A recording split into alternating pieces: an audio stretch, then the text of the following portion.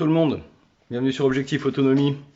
Donc on continue les vidéos de cet été sur comment conserver sa nourriture. Donc j'ai eu pas mal, le jardin a pas mal donné pour l'instant, regardez. J'ai eu tellement de tomates que je commence à en avoir un peu marre de manger de la tomate, parce qu'à tous les repas, même si j'adore la tomate, ça fait un peu beaucoup. Et là, on m'avait donné une énorme courgette venue d'un autre jardin, et c'est pareil, deux grosses courgettes, ça fait la taille, rien que la taille de une courgette, on dirait qu'on en a donné 10 petites qu'on achète dans le commerce. Donc, comment on va faire pour garder tout ça? Donc, j'ai acquis cette petite machine qui est un déshydrateur. Donc, on va essayer de déshydrater des tomates et les courgettes pour aujourd'hui. Puis après, je testerai avec des fruits et des légumes. Ça peut être une bonne alternative, je pense, si ça marche pour garder ces légumes d'été quand on commence à en avoir beaucoup. Sur les déshydrater et après, soit les mettre sous vide, soit les mettre dans des pots ou dans de l'huile pour les conserver plus longtemps et pour en avoir cet hiver. Donc, allez, j'installe tout ça dans l'engin. Et on se reprend.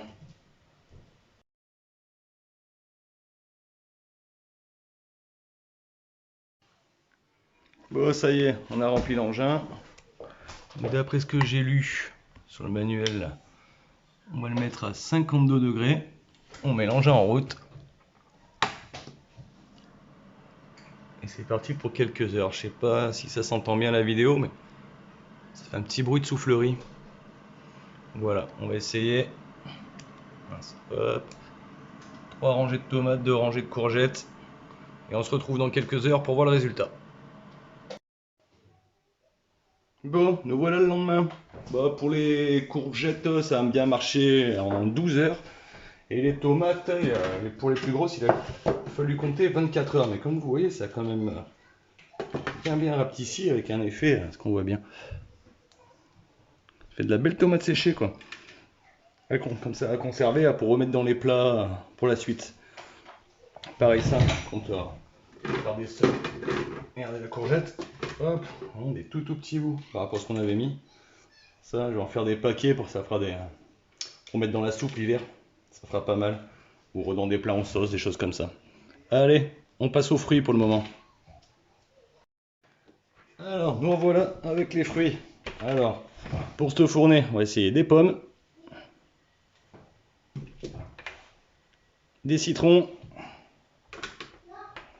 Il me reste des framboises et des mûres sauvages. Et comme il me reste un petit peu de place, je vais finir ma courgette. Allez, on installe tout ça. Pareil dans les 60. Tac.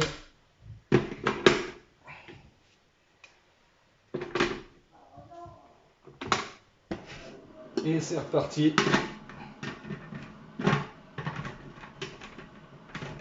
Et on se reprend pour le résultat final. Bon, voilà pour la fin de la vidéo. On a fait les fruits. Donc des plus, des moins. Comme je vais vous faire voir. Alors déjà, framboises et les mûres, ça a pas marché. Ça, ouais, ça fait que dalle. C'est encore bien mouillé. Je vais pas le laisser 4 jours non plus. Donc ça, je réessayerai pas. C'est pas terrible. Hop, suivant. Ça, c'était la fin de la courgette. Une énorme courgette. Ça, c'est bien. Ça a très bien séché. Ça a bien réduit. Ça, on peut le mettre dans un petit pot.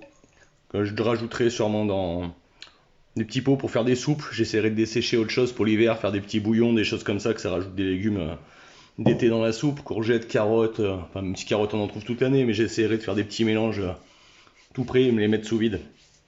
Après, ça c'était pareil. Le citron, les citrons ça a super bien marché.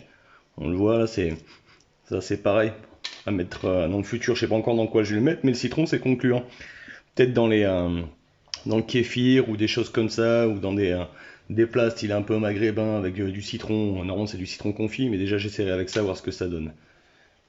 Et pour finir, on avait mis de la pomme. Alors la pomme, ça a super bien marché aussi, comme vous voyez. Pas mal du tout, ça a super bien séché. Et au goût c'est très bon. Bon petit bout de com. Ça c'est pareil, je sais pas encore dans quoi je vais le mettre. Je me renseignerai sur internet, voir comment on peut utiliser la chose. Donc voilà, ce petit engin est pas mal du tout pour conserver tous les fruits et légumes d'été si on en veut, pour les faire un peu comme ça. Après on peut tester, je testerai d'autres choses, on peut faire avec de l'ananas, des raisins, je testerai avec des raisins, que ce sera la période des raisins. Donc on verra bien. Mais bon voilà, une bonne découverte ce petit déshydrateur. On peut en avoir plusieurs utilités. Je ferai peut-être sûrement une vidéo pour regarder ce qu'on peut en faire. tout ça. Regardez, ça c'était les tomates aussi. Pas mal de tomates, il doit y avoir 15-20 tomates, ça tient là-dedans quoi. Impressionnant.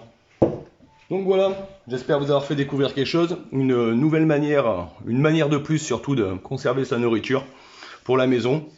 Donc si vous avez aimé, bah, abonnez-vous, mettez-moi un pouce bleu, même si je ne le demande pas souvent.